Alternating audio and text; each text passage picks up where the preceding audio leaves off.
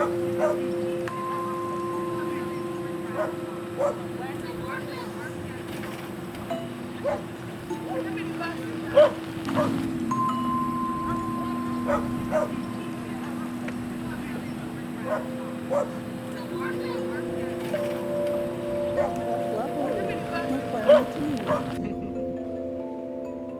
don't even know if I could.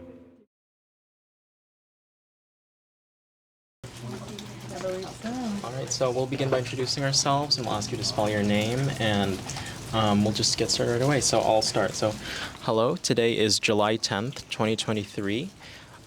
We are doing an interview with the Samuel Proctor Oral History program, and the interviewers are Rey Arcenas, JoAnn Almonte, and Asha Clarke. So, can you please state your name and spell it out? Albert Levon Simmons, AlbertLavonSimmons.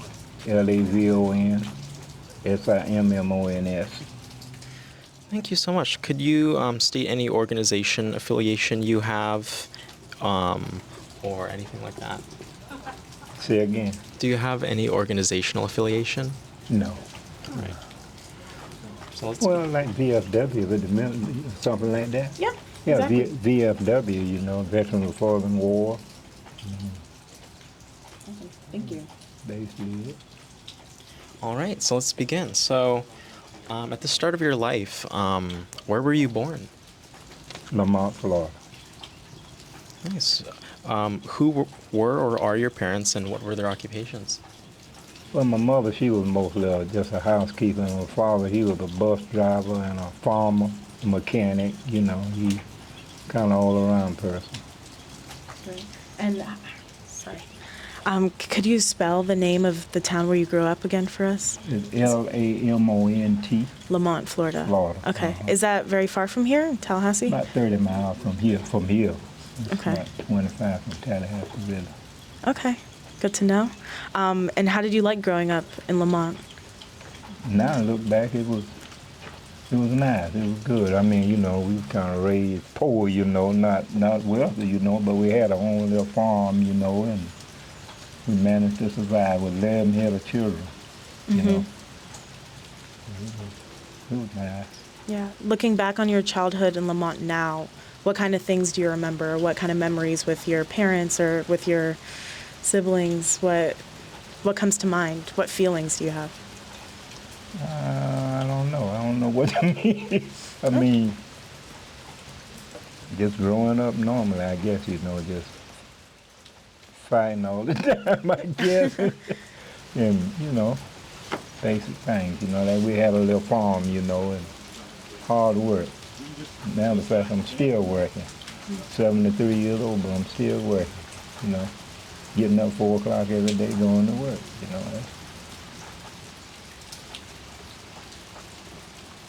So in Lamont, apart from living on the farm, what primary, secondary, and college experience did you have? No, I didn't go to college. I graduated from high school at 17 years old, and my graduation was in May, and I went in the Army in August of '67. At 17 years old, with my parents, they had to sign for me, but.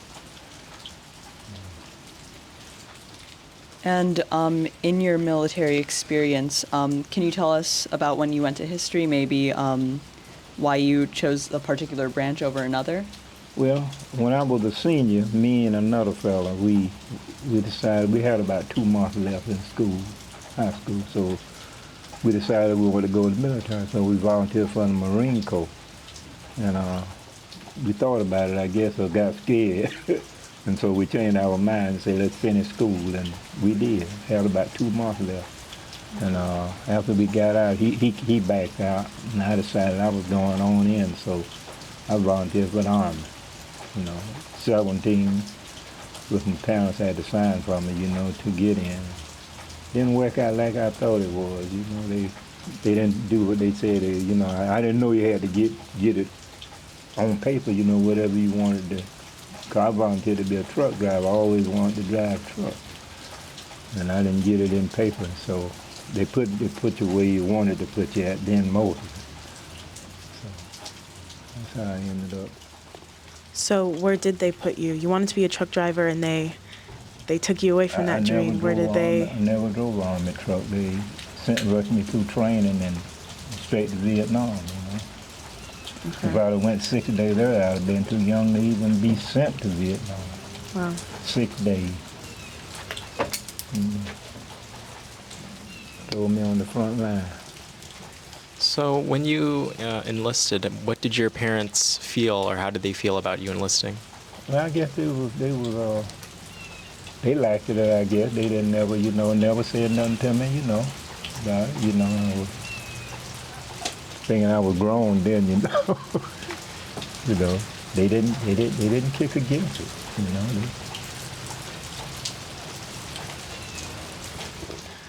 And you mentioned they took you from enlisting to going straight to the front lines of Vietnam.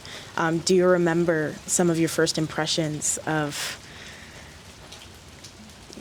like the country even? You land in Vietnam, and what were some of your first thoughts, or being there on the front lines? I never even really, I was so young, I guess, it just didn't dawn on me really like a lot of older fellas, I know I was there for the stay, for a year. You're going to be there for a year, and it was just normal to me. I had to do what you had to do, to survive. It was hard, though. It was hard. Coming under attack the first day you get out to your unit, you was there. But like I say, thank God I made it. A lot of them didn't, though. Mm-hmm. It's memories, you ain't gonna never forget. And what was it like with your fellow troops? Did you guys get along, or were there any things that you disagreed with each other on? Yeah, for the most part, we did. We got along real good, We got along real good. You had to over there,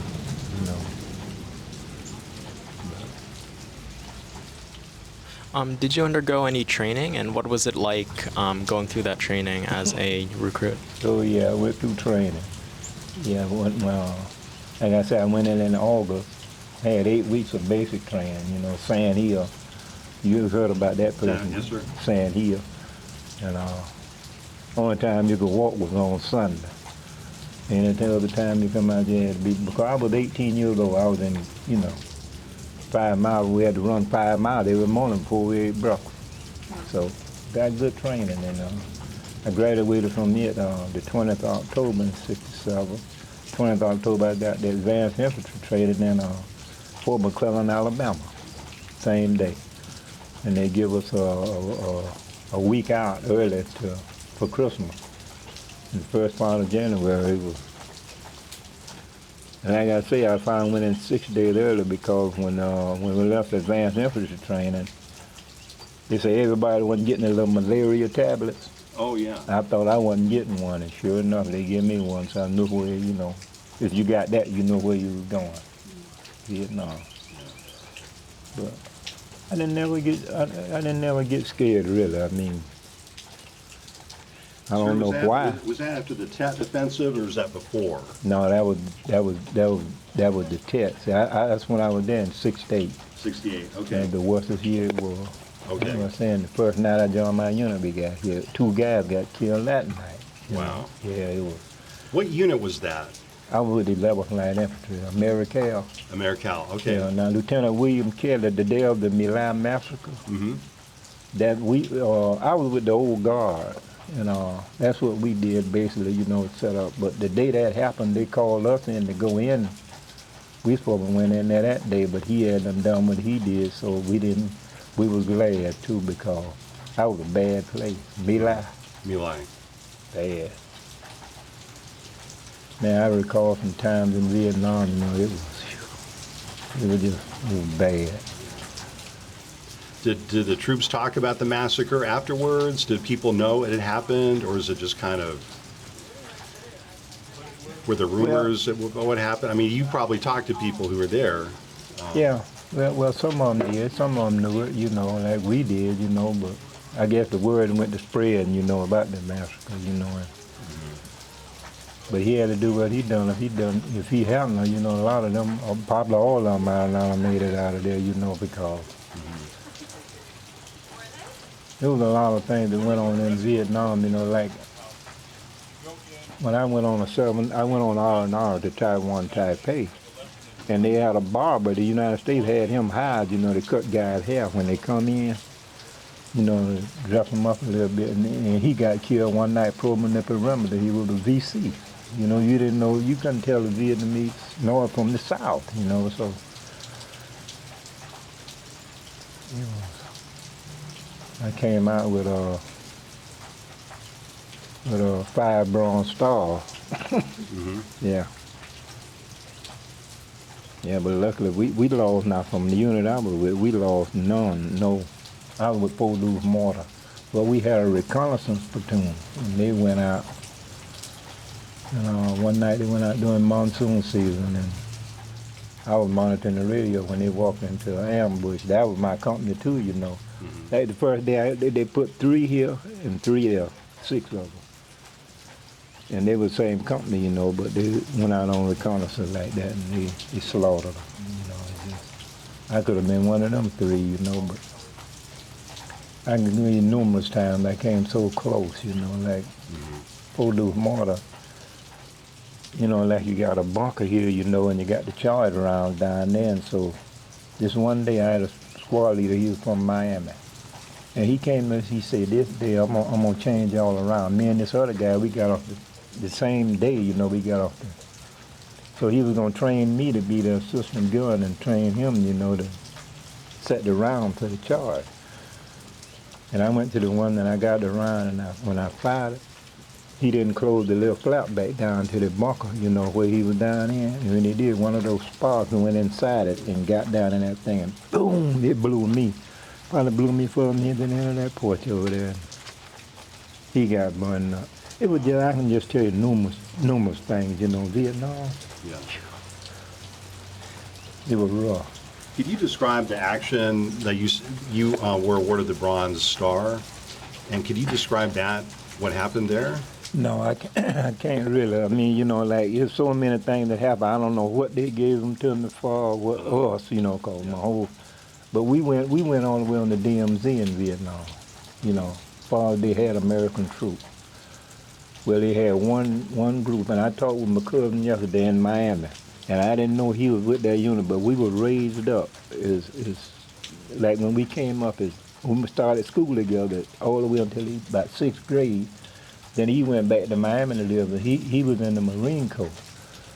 And about 2 o'clock one morning, we got a call that the place was getting overran right up above us. And he was the soldier. He was the farthest that they ever had an American soldier up north. Up north. He was the point man. And when we got that call, like I said, we was on 4 deuce. So we went out to shoot an illumination round for them to see. And that's the first time, I mean, you know, I could see it now, you know, they were running, killing each other. You know, the NVA had gotten in on them. And it's things you'll never forget like that, you know. And I guess the reason why, I was just talking to him about it yesterday, but the reason why he's still here, he passed out. He lost so much blood. Yeah. And we were we cousins, you know, but I didn't know he was in the Marines, you know. Yeah. And we had a whole regiment coming over and run up one day, but we spotted them first, you know. So I guess that's what one of them Bronze Stars came from, you know. And like we used to get hit. Like we get hit and they all incoming. You couldn't stay down in there and hide, you know, because you had to come out and find where they throwing mortars or sapphire charges or whatever at you. You know, you got to try to get them, because you go in there and hide, they coming in there and get you. Right. So, you know, it just. Do you have claymore mines? Are you talking about satchel charges, or were you using like claymores? No, I'm talking about the Vietnamese when they got those real flimsy trees, and they would set those, and they could take that and launch them in on you. Okay. And they had numerous ways of, you know, human waste, you know, like you out there walking, and they'll dig a hole and put nails through there and put human waste, through nails, through sharp nails. When you step down in that hole, it would, and get in your bloodstream, you know, that would mess you up. That's poison. Yeah. And there are numerous ways. You go down in the village or wherever close there and buy you a cigarette lighter. And they used to tell the soldiers, take the cotton out before you strike it. A lot of them didn't do it. You know, they would just buy it and strike it. Boom, you know. Wow. There are numerous ways of just messing a GI up. But I always use precaution today, you know, I just, you know. But when I came from Vietnam, you know, I was wild, you know, I was young, you know, but just wild. And I went to Miami to live, you know, and I just think about it, you know, how I came so close to death down there, you know, just stubborn stuff. Yeah. How many Bronze Stars did you earn? 5. 5. And it equal to a Silver Star. Right. Yeah. Combat Infantryman badge. I was pretty decorated pretty well. Yeah. That's a lot of decorations. Yeah. It was. I was decorated pretty well, but I tell you, you know, my Vietnam experience, you know, I can go on and on about stuff that occurred, you know, but I just thank God that I made it out of there alive. 'Cause I wasn't looking to come out, tell you the truth. It was just that 6 to 8 tail offensive. It depends on where you was. Right. It was a bad time. I was with the old guard, and the only place they exist now is Arlington National Cemetery. That is the old guard. Yeah. It was bad, you know. Now, was your unit, like during Tet, was it able to like hold its ground, or did you get outflanked, or did you have to like retreat? No, we like I said, we was on 4 Deuce Mortar. They would move us here to I guess the guard places, you know, to secure. But we like I said, we didn't lose not one in the unit that I was with, you know. But we lost some in my company, you know, because like I say, that those guys that went out on that reconnaissance, I think it was about 26 of those guys. But they walked into an ambush, you know. It was the same company, Company 4th of the 3rd, you know, and they walked into an ambush and they slaughtered them. I heard the helicopter pilot when he got hit that day. It was bad. But like now, I did, you know, like when they were telling you that about when I went AWOL, I did. For a long period of time, I deserved it. And not many soldiers do that. But, I mean, what happened, my dad died. I came back January of '69. Okay. And he died in, I think it was November '69. And when I came home, I went back on time. And To go to his funeral? oh, yeah. And I went back. And when I went back, they called me and said, you can't, I had 4 months left in the military out of a whole while, you know, I've been in the Fort Hood all that time, Vietnam, you know, everything good. And when I went back, what happened when I was in Vietnam, I got a paper to the house now, you know, where what happened, they were moving us on one of those old World War II flights. Now, I wish the pilot hadn't never said nothing because I'm scared to ride a plane today. What happened, the engine failed. Yeah, and he came on there and said, prepare for crash landing. How do you prepare for crash landing? I ain't figured that out Start yet. praying. He came on there and said, prepare for crash landing. We heard the engine when it failed, but you know, by the grace of God, the engine caught back up. Wow. Yeah, and I ain't gonna ride a plane today from that. You know, I'd have rather for him to not said anything. Yeah. Yeah, he said, he came on to prepare for crash landing, and I ain't never been able to figure out what he meant. I guess he was saying, say your last prayer. Say your prayer. Because if the plane crash happened to kill us, the Vietnamese would. So, and then of all things, when we got back home, Fort Lewis, Washington, Okay. jet landed, 235 of us on that plane. I'll never get there. When it hit the runway, it was all over. Luckily, with the experienced pilot, there was too much ice on the runway. Couldn't even much going on home that night. Every flight, no more flights come in and no more leave out. Wow. Yeah. Oh, you came in down to Fort Lewis? Fort Lewis, Washington. Okay. Yeah. See, I grew up in Bremerton, a shipyard town. Oh, All my yeah? people are mainly in the Navy and Marines.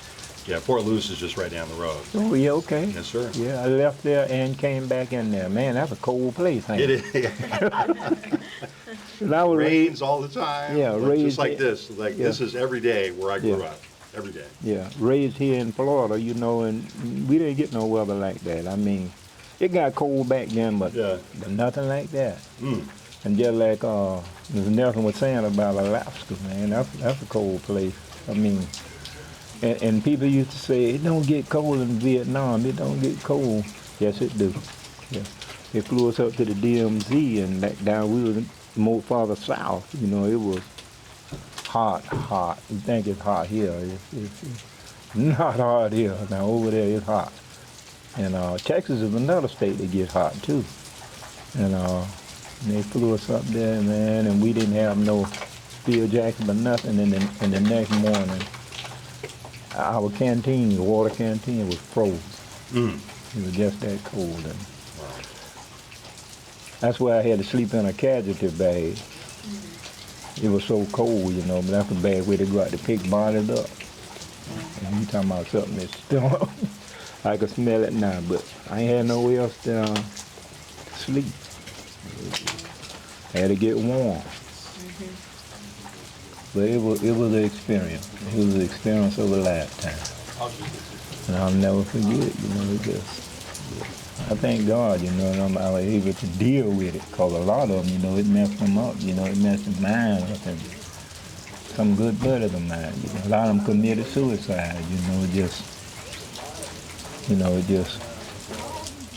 And the people that you met, whether that be in your unit, were they equally as young as you? No, some of them was a little, no, I was one of the youngest soldiers in Vietnam, you know, because I missed it by 6 days.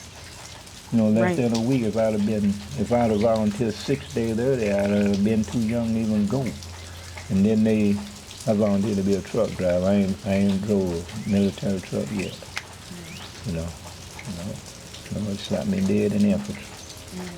And that was something then doing that, Ted, if you in infantry, you gonna get some combat. You know, you was out there. Like I said, I was in Fort Deuce Morning, but it was bad. I just thank God I made it. And after returning from the war and living in Miami, were there a lot of other people in your area, in your community, who were returning veterans from the war? Yeah. I had some relatives, you know, that was Vietnam veterans. But yeah, it was quite a few. There's a lot of them from down home there too. Was also, matter of fact, I went to some of the funerals, you know, that guys, you know, that didn't make it. You know, just young. And your fellow veterans, did they come back equally as wild, as you put it, as you did when you came back? Not all of them. Because when I went in the military, I have never even been to a movie. I was still basically, you know, you look back over your life and look at you when you was 17 years old. You know, you were a child, basically. You know, and the Army, they didn't care, because you in there, you grown then. You know but I didn't thought it would be like that. And I probably went in the Marine, me and my buddy, but I don't know what about it. I guess, you know, it just. You know, like I said, I went AWOL. I had 4 months left in the military, and I went AWOL. I went AWOL for years, you know. I deserved it. I deserved it, darn, you know, but maybe it was from that, you know, but I don't know. And what were your feelings while you were deserting? Did you feel afraid of? What happened the whole while I deserted? They didn't have a morning report. They didn't never have a report that I was ever AWOL for one day. And when they got me up, I told them I was AWOL from the Army down in Miami. So when I come out, I got it locked up in jail. And so what happened whenever I got out of there, I told them I was AWOL. The military police were there to pick me up and took me to Fort Gordon, Georgia. And from there, I might not need that, but the guy from finance, they supposed to have paid me. He said he came down and told me. He said, whatever you do, don't mess up now because they got to pay you for all that back pay. And that was from years. That was from, 69? Yeah, 69. I went on 69. That was about 4 years of pay. And I messed up again. I still messed up. You know, just young and stupid. I think about that, but I could get a, well, I ain't gonna talk about it, you know, but probably could have got a lawyer and got it, you know, because they didn't have no evidence to prove that I was ever AWOL, you know. But the God been good to me. I feel that God been good to me. You know, I came so close to death, you know, since I've been out here, you know, it just. And what was your relationship with your faith like before going to Vietnam versus after? Baptist, talking about. Yeah, I mean denomination, but also how connected you felt to God, to Christianity. Well, I'm more the now war. than ever because when I didn't never join. I went to church, you know, and all, but it was Baptist, you know, the primitive Baptist.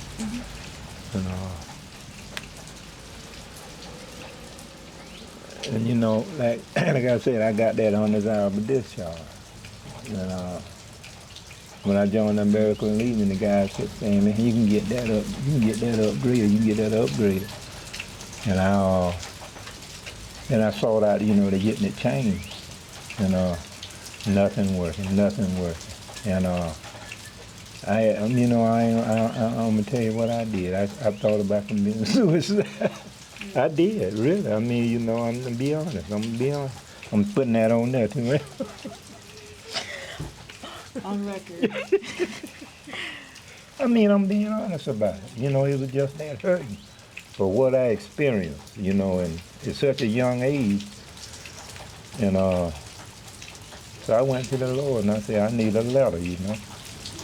I mean, I prayed, and it took me probably a couple of years, you know, and all of a sudden, something came, excuse me, but something came to me one Sunday evening, I think, and said, you need to go write that letter now.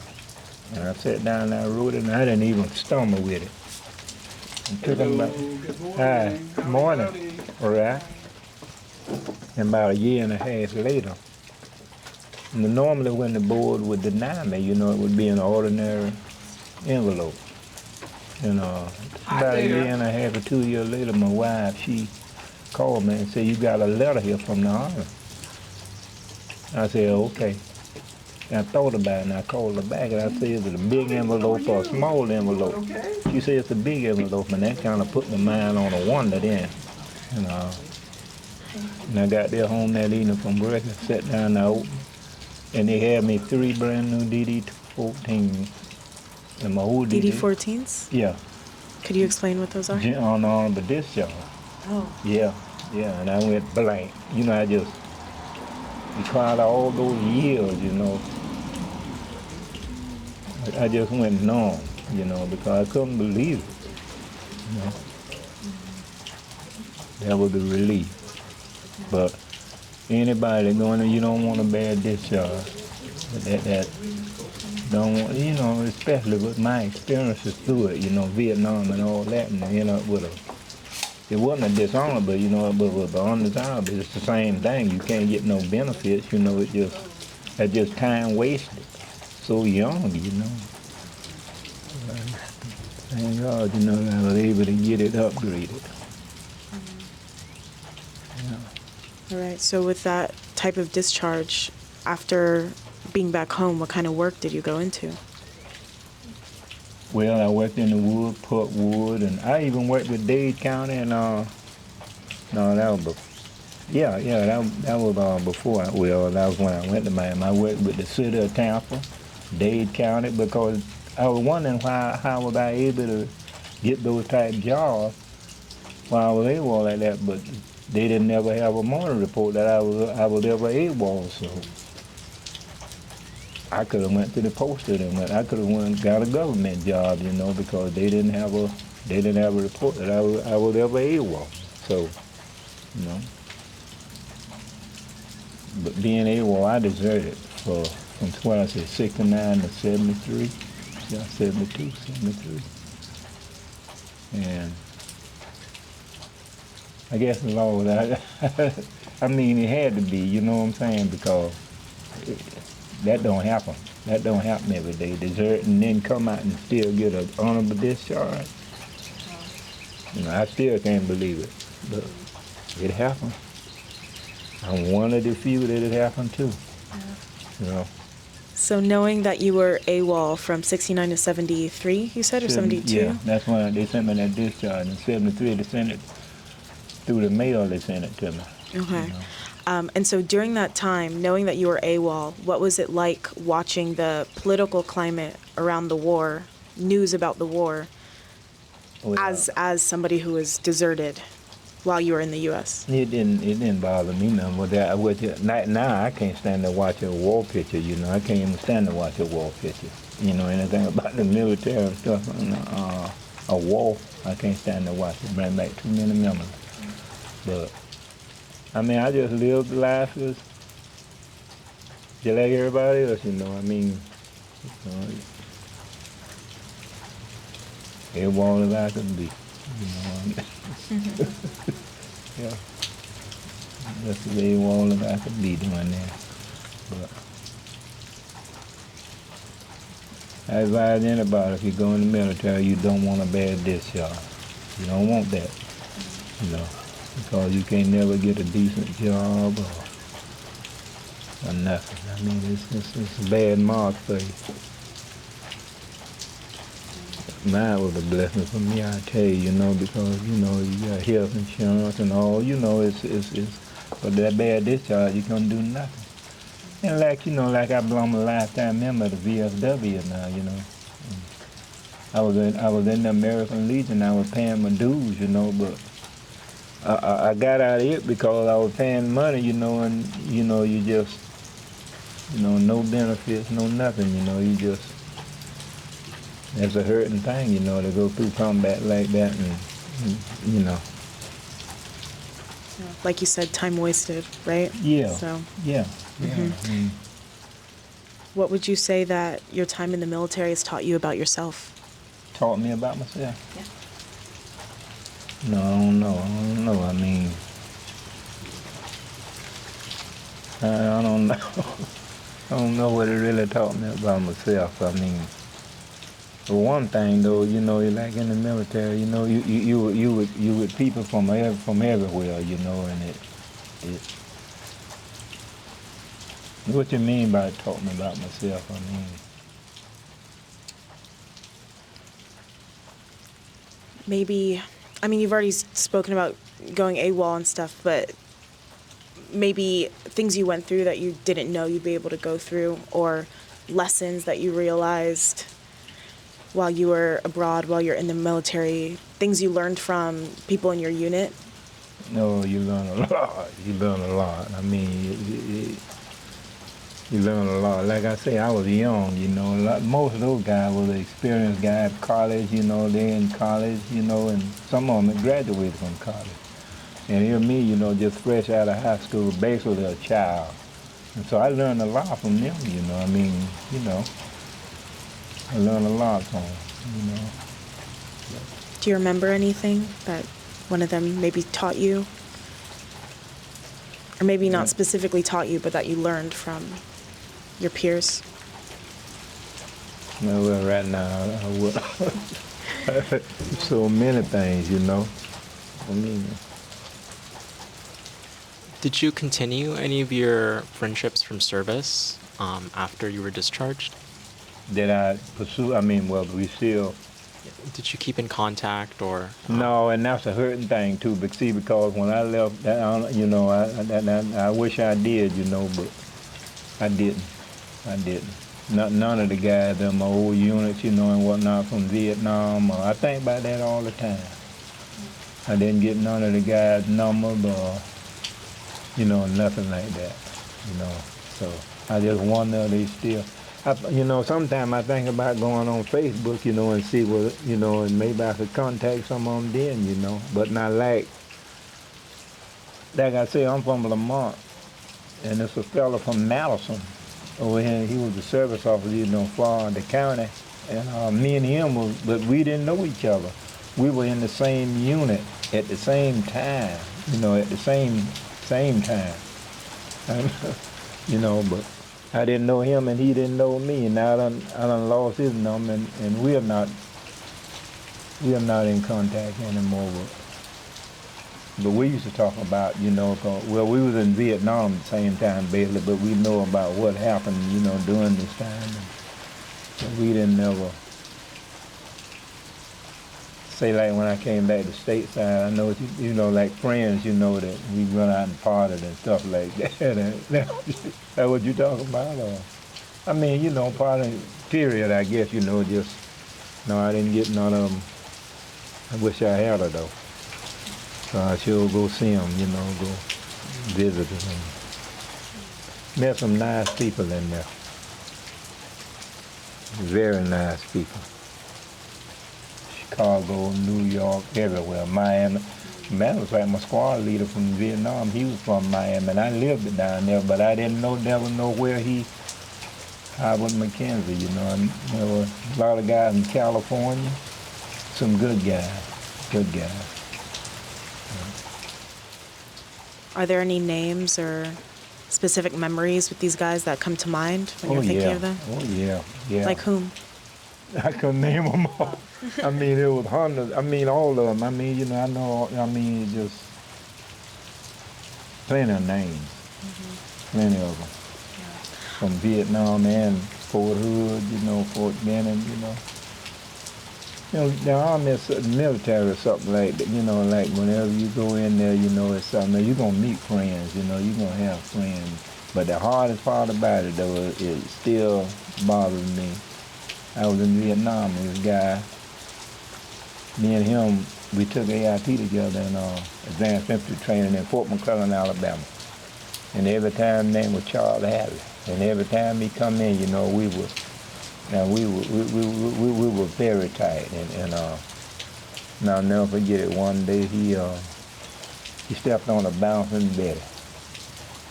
A bouncing Betty? Yeah, they talking about putting some of that. I learned that that's the kind of mine that they're talking about putting over here somewhere now, but they don't need to do that because, see, like, that was a mine, at the VC, they talking about, they still in Laos now, them bounce.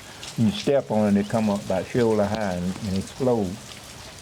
And I witnessed it the day he stepped on one. Yeah. And when I looked through the telescope, all I could see was that purple smoke, and that hurts me today, Me and him was real. Charles Hadley. I had a lot of friends, one guy from their home, there two brothers, two brothers from the same family got killed in Vietnam. And one of them he had an identical twin brother, Clyde Ganser. I didn't know he was in Vietnam. I got an obituary of him now. He got killed while I was in Vietnam. It was there's so many young men lost their lives. And, in the VFW that I go to there, this one fella, he decided he'd go back. Last month, I believe, he went back to Vietnam, just to visit where he had been. And they went in there and done built it up better than, and in Vietnam no more. So. And throughout your time there, and maybe after as well, did you start to form an opinion on the war? Or were you not worried about the opinion part of it? You were just there. I was just there, I was just there. I wasn't. What happened, one of the reasons why I went in the military, my brother, he was in college, and he got drafted. And I didn't want him to go to Vietnam, so I had no idea that I was going either, but I volunteered, I didn't want him to go to Vietnam. So, and that's why they sent him to Korea.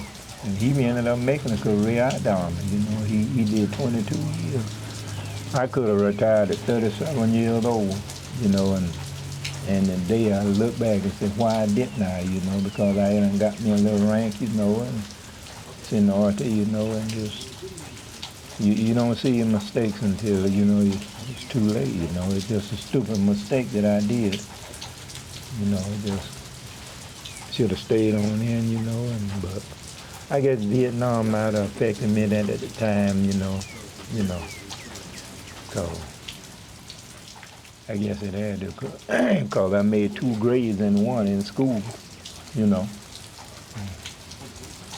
And when I came to Vietnam, I did, like I said, I just was just wild and, you know, just stupid. I wouldn't say stupid, you know, just, you know, I guess I wasn't myself, you know. After coming what I went through at such a young age, I think that had a lot to do with it. Because of that, do you think there should be like a higher age minimum for the military? Yeah, I mean, you know, it was high anyway. I volunteered at 17, you know, so for what it is now, 18, I mean, that's not that, you know, yeah, I'd say at least 20. I mean, what I would think. And why? Well, you'd be a little more experienced going in there, you know. Because, you know, everybody different, you know. I mean, people got different opinions, but my opinion, I should think it should be at least 20 years old, you know. Like Mr. Nelson, you know, and I think he was something like 20 when he went in, you know, and he, you know, I think 20 would be a more, to go on a combat zone like that, like I say, I was just turned 18. I mean, you need a couple more years under you to go in a situation that I would think, you know. But someone was older and they still yet, you know, everybody, it affects everybody different, you know. I just thank God I was able to go through what I went through and come out, you know, just, I guess I lived, you know. Because like I said, when I came out, went out there in Miami, of all places, you know, born and raised in the country, out there in the woods, you know, going in the city like that, trying to live, you know, and whatnot, you know. But if I was raised there, it would have been different. See, I was raised in the woods, you know, in the country, you know, and that's a true saying, you know, about that country, you know, going in the city to live like, you know, it just. See, y'all live in Gainesville? Y'all was born and raised in Gainesville? Oh, okay, you say you, yeah. Y'all are from Gainesville? No, just attend there. Where about? I just attend school there. I wasn't raised there. Oh, okay. Same with me. Sorry, I know we spoke a lot about during and after your service, but I recall that you mentioned that you didn't want your brother being sent off to Vietnam. Right, I did. Is there, what do you remember being said about Vietnam before you were sent there? And do you think that what you were told about Vietnam lived up to what you actually experienced? Oh, yeah, for sure. But, well, I mean, you know, I never thought I would be in a place like I was, you know, in actual combat like that, you know. But I just, like I say, you know, it just, I cared a lot for my oldest brother, I guess, you know. I didn't want him to go to Vietnam. I said I'd rather go, you know, to see him go, you know. And he was in artillery, and he put me in infantry, you know. Like I said, you know, it just, I didn't want to see him go over there. That's one reason what influenced me to go. That's one reason, and then again, I wanted to get away from that work I was doing on that farm, too. It was hard, you know, it was hard coming out, you know, working on that farm like that, but. And what did your units look like? Were they integrated or were they segregated at the time? Yeah, they were integrated in Vietnam, you know. Yeah, they were integrated.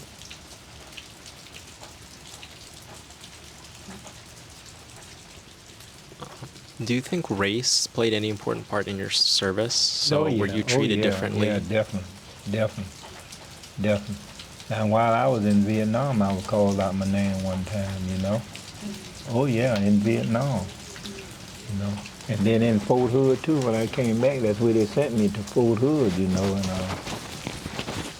And man, yeah, that was a big, but that was a big thing then back, especially in the '60s, you know. And man, it was bad. And were these soldiers who were part of your unit or other people during training? No, it was part of my unit. It was part of my unit. Yeah, it was part of my unit in both places. Both places. But that was all over. I mean, in all of them units, you know, it was, you know. Yeah, I was in Vietnam. There was one fella, you know, he was being name called, you know, and stuff, you know. But a lot of them got in trouble about it too, you know. That soldier got in trouble for it? Yeah, Okay. yeah, calling names and stuff. And what did that penalty look like for somebody who's using racial slurs? Yeah, Article 15, you know, or some of them got sent off to another unit, you know. It just was. I guess it all depends, you know. But, oh yeah, it was a lot of that. That was in the '60s, you know. A lot of it. One fella ended up in the hospital one day, cause this big fella, one day we come in from the motor from when I was in Fort Hood. All of us come in the barracks one day and he was laying up there and somebody asked him something. And when he name called, man, he broke some of his, he messed him up. Yeah. And when you returned from service, were you involved or did you know anybody who was involved with any of the civil rights activities that were occurring at the time? Say again. When you returned, well, not returned from service, when you went AWOL, did you know or did you get involved with any people who were involved with civil rights activities at the time? No.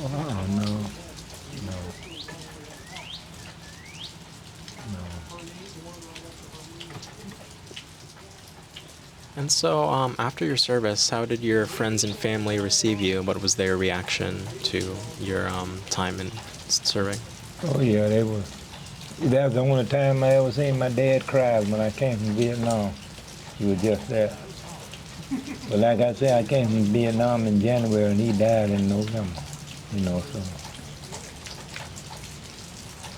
I miss my dad too, you know, he learned me a lot, you know. My mom, she feeling like, if she'd have lived to see it, she'd have been 100 years old the 15th of last month. And she missed it about 2 weeks. Yeah, she was, she'd have been 101, I'm sorry. She was 100 years old. She'd have been 101 to June the 15th. She died the 17th of May? I think it was the 17th of May. It was right around the corner, you know.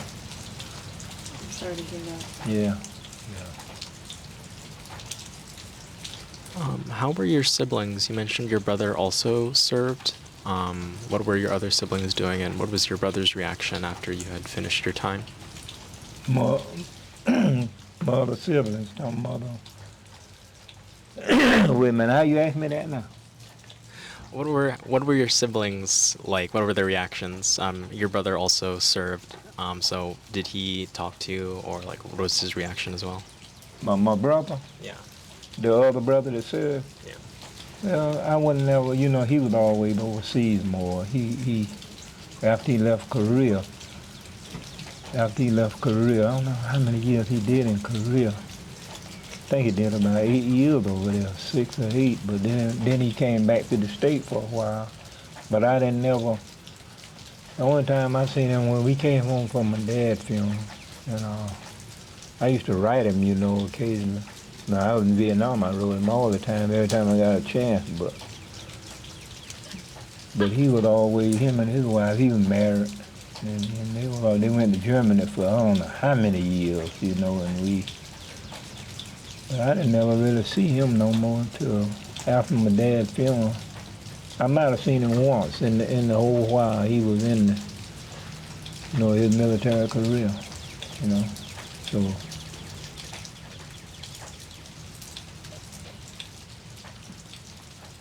Did you ever get married or have any relationships with anyone before or after or during your service? yeah, I'm married now. I'm 49 years. Yeah. Got two children by her. But yeah, we've been married 49 years. And you said you have 2 children. Did you tell them anything about your service? Do you share any of your stories or lessons with them? Yeah. They pretty much be listening at me tell it, and they proud of me. And my son, he was in the Navy, but he was in the Navy. He was on the SS Theodore Roosevelt doing that Bosnia deal. Yeah.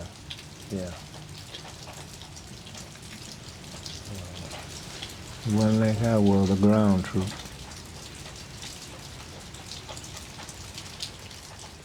And what was your reaction when he told you he wanted to enlist in the Navy? No, I didn't. Didn't bother me, He, just. I was really proud of him, tell you the truth, rather than hanging out there in them streets like a lot of them doing, Now when he came out of the Navy, it's bad to say it, and whatnot, he wanted to lay around and didn't want to, but I had to, I guess, put my foot down. And he's been on the job ever since, That's what you got. You can't just let one, just. Because when he got out of the Navy, when I go out and come in from work, he in the bed, And so one day I come in, I had enough of that. And so he been on the job ever since, That's what you got to do sometimes. You can't. He have been doing the same thing, So I think he's glad I did. Why, made him got up and got on the job. You got to.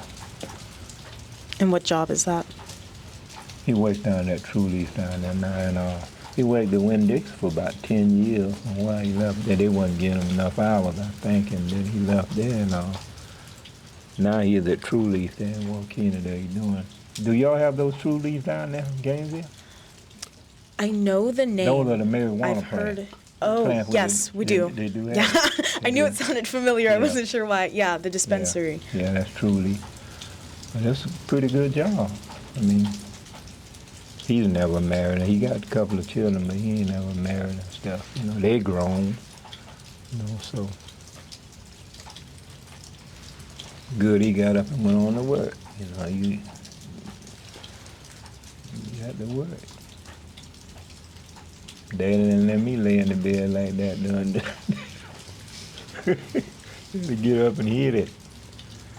And you grew up working hard on the farm, yeah. I'm still right? working. Yeah.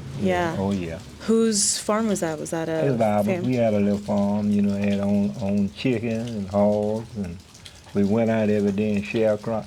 Back then, I went out from camp to camp, and crop tobacco, pick cotton, did all that, with $3 a day. $3 a day. But then, when I was coming up back then, I couldn't eat a quarter. 1 quarter, 25 cents. I couldn't eat it, I couldn't even eat that much when I was a child coming up, like that. But now what can a quarter buy? Not even a box of matches can. I mean, it's sad. When I went to Miami, gas was what, $14.9 a gallon? Yeah, I remember those days. When I went to Vietnam, cigarettes were 10 cents a pack. I remember those days. $1 a cart. I mean, them days gone. Them days gone. They gone, man. It's unreal. Now, a lot of them cost $100 a carton, don't it? Some cigarettes. Y'all don't smoke them, do you? No. But I know the economy's pretty rough. No, but I know the economy's pretty rough. I smoked it for about 50 years. I used to drink that alcohol. I know y'all probably take you a little drink, don't you? Ain't nothing wrong with that. Ain't nothing wrong with that. But I drunk, man. I walked away from it, drinking and smoking. I just quit. 'Cause I saw myself looking like I just had to have a beer every day. I knock off on work and drink. I ended up with 2 DUIs. So, yeah, 2 DUIs. I just said, well, I called myself out on it, I guess, and I just said, well, it's time to quit this, you know, smoking and drinking. I quit both of them. I feel so much better, you know, it just don't have to have it. But ain't nothing wrong, a good little drink of cigarettes ain't good for nobody, you know, but a good drink helps you. I mean, you know, it helps a person, but I couldn't. I just drunk so much, and when I did, I guess, now I don't want it. But again, that comes from being over yonder, you know. You know, that's where I started at, you know. And did you see that a lot amongst your unit? A lot of soldiers drinking? Or... Oh, yeah. Did I? Yeah, I mean, some of them were just out of, yes, Lord. That's all we did, you know, and when you come in and, I mean, that's all you did, you know, every night, every day. And, you know, that could get to be a bad habit. For me it was, but not everybody, you know, not everybody, you know. You had soldiers, you know, that didn't touch it. But 9 out of 10 of them did, though, you know. Very seldom you were lucky to find one that didn't. Because the military do something to you, you know, it make you grow up fast, for one thing. You know, I thank God I went, you know. It learned me a lot. It learned me a lot. You know? Yeah. And speaking of self-medicating, whether it be with alcohol, did you see a lot of marijuana use in Vietnam? Oh yeah. See, it was legal, and see, that's where I first experienced it. Yeah, Vietnam. Yeah, it was legal. All that was legal. But I just thank God, you know, that I didn't get addicted like a lot of those guys. They came back, and I know a friend I went to school with, he OD'd. You know, a lot of them came back shooting up. Like my cousin in Miami, I was telling you about, he done the same thing, but he got away from it. You know, I'm just glad I didn't ever get like that. You know, but I smoked that marijuana for a long time. You know, but I didn't never go past that. You know, as far as cocaine and stuff, I just never deal with that. Marijuana got me high enough, I guess. You know, I didn't want to deal with nothing like that. I didn't want no heavy drugs, but I got away from all that. You know, I guess the older you get, you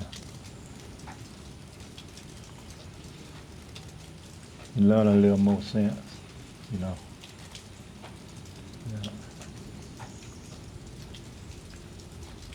But a lot of people say I don't look my age. How old you think I am? Well, I probably done told y'all that. If I were to guess, not using the context of this interview, I'd probably say you were in your mid-60s. But I know it's not. I'm in my mid-70s. Yeah. Yeah, if I live to say I'll be 74 years old November the 6th. Yeah. Yeah. When you get up there, because a lot of people don't never learn, though. You know, they 80 years old. I know some people now that 80 years old, you're doing the same thing. Hey, the older you get, you know, you try to, but I don't know, you never know what kind of problems they're going through. Like I say, everybody ain't base their life, ain't nobody else, but I know one. With that being said, what are some of the biggest lessons you've learned over your life? Say again. What are some of the biggest lessons that you have learned over your life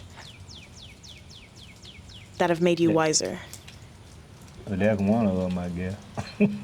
But I mean, I don't know. Some of the biggest lessons. Running around cheating ain't no good either. That's one big good. I mean, that ain't no good. You know what I mean? I did that, you know, and had to learn the hard way about that, you know. No. I've done it all, basically, you know, it's just, try to live right, you know. Try to live right.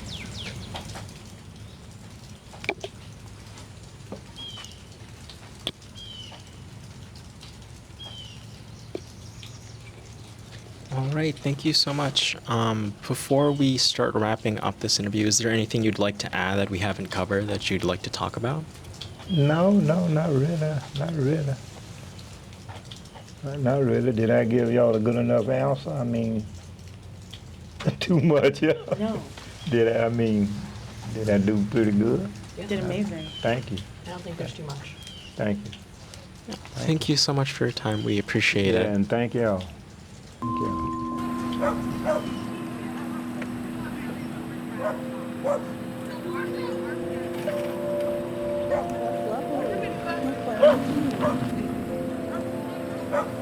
You play the middle or the top? Oh my goodness.